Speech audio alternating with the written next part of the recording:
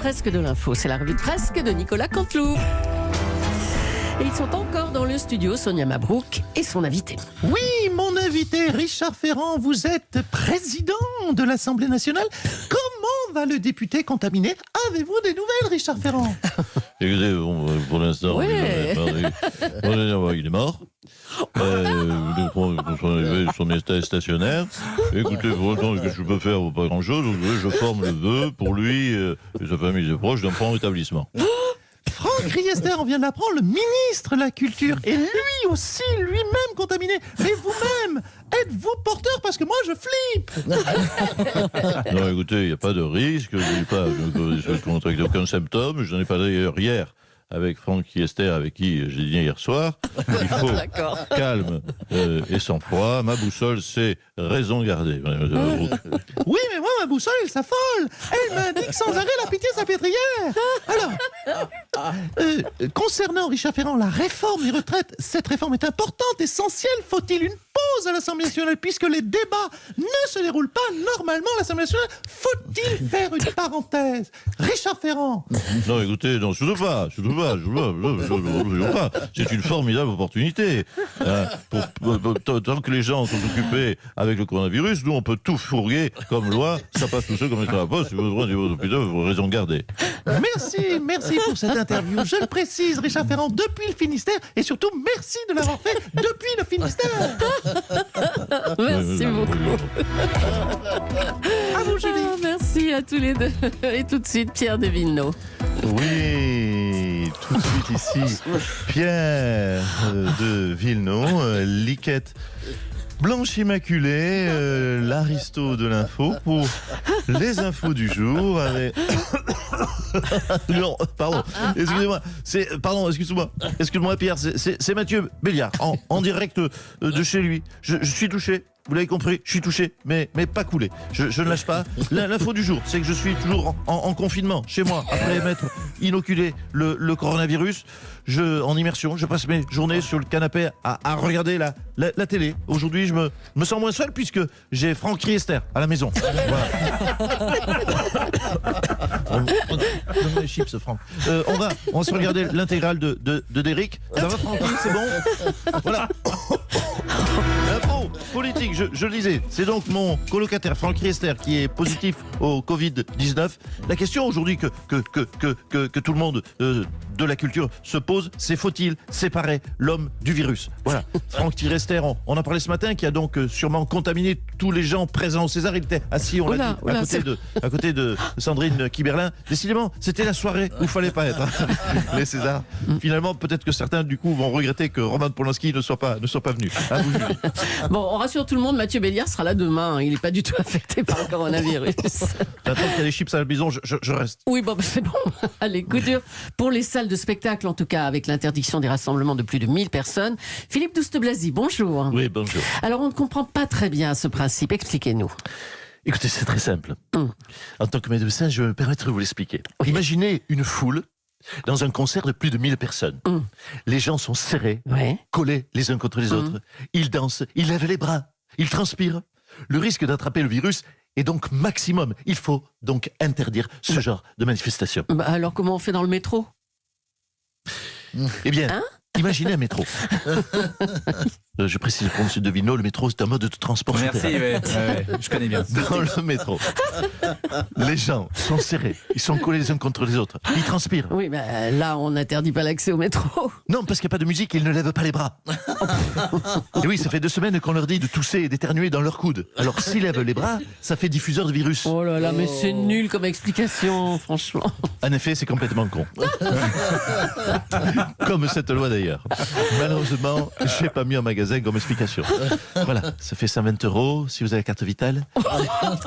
Écoutez, on verra ça après l'émission, hein, si vous le voulez bien. Merci Philippe Douste-Blazy. Je prends aussi la carte mortale.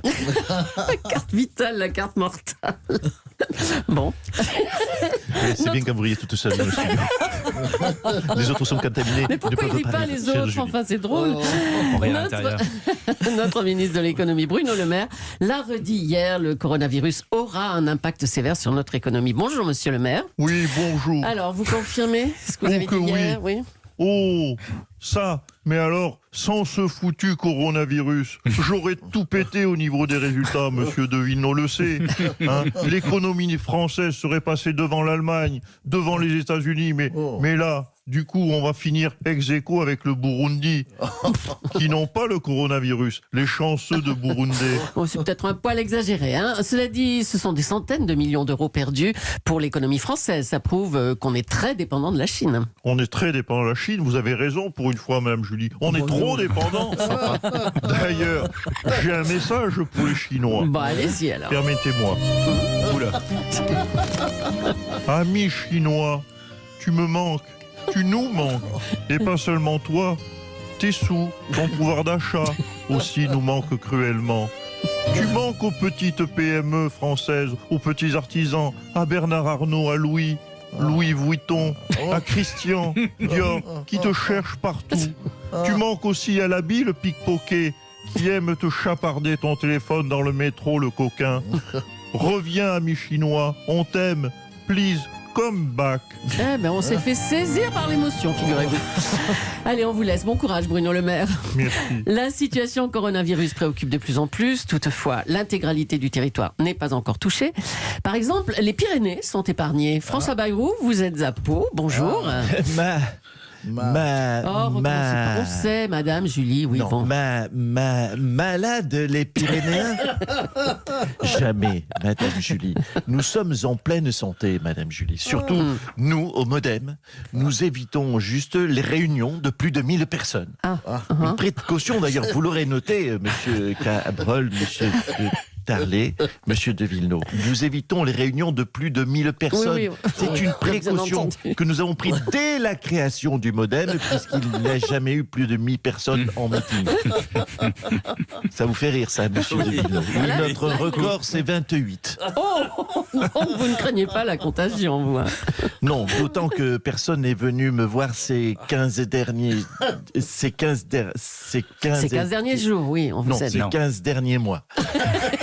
Pour une fois que c'est une bonne nouvelle, réjouissons-nous. Eh bien, à bientôt. François Bayrou.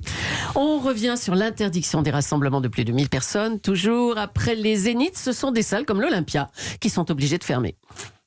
Merde. Qui a le droit de faire ça à des artistes? Bonjour Patrick. Ouais, ça va Julie, ça va? Et toi, ouais Julie, et toi Pierrot, et toi Ambline, et toi Cabrol, et toi Lolo, qu'est-ce que j'ai fait toutes ces années? Alors tous les concerts de 5000 personnes sont annulés, c'est votre cas Patrick, le cas aussi de Gims ou M. Pokora. Ouais, comme par hasard, tu vois, les concerts de François Feldman, de Jean-Luc Lahaye, de Jean-Pierre Madère sont maintenus. Hein.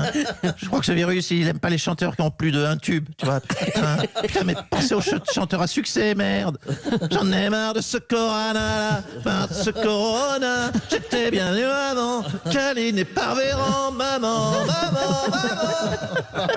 Alors déjà que nous les artistes à succès, on vend moins de disques avec la crise du disque. Maintenant, on peut plus gagner notre vie non plus sur scène, en concert. C'est pas bon, c'est terrible. Mais alors quelles sont les autres conséquences concrètes, Patrick? Les conséquences. Je te dis, voilà. Ce matin, sur le Bon Coin, j'ai vu cette annonce. Regarde cette annonce sur le Bon Coin. Regarde Cabrol, regarde. Ouais. Maître Gims cherche tout travaux de déménagement sur Paris Centre. Jennifer qui dit chanterai sur la ligne 12 de 16h à 18h. Pokora qui sera en concert sur la ligne 7 au métro Pyramide. Ouais, c'est son Pyramide. C'est son pipi. C'est son pipi. Putain, j'ai attrapé une belle erdite. Son Pyramide Tour, c'est logique. Ben oui, Francis Cabrel, bonjour à vous maintenant. Vous teniez à intervenir, je crois. Oui, bonjour, petite Julie. Non, je me disais, mais quelle chance que je ne sois pas sur scène en ce moment. Heureusement que j'ai pris une décennie sabbatique. On dit, s'il vous plaît, on dit une année sabbatique. Oui, mais enfin, un an à rien foutre, c'est pas assez pour Francis. Eh ben, dis donc. Merci d'être passé. Hein. C'était court, mais c'était bien. Tu le dis souvent, ça, Julie. Parmi les On va en spectacles. parler à Gérard. Oui, bah, c'est bon, c'est bon.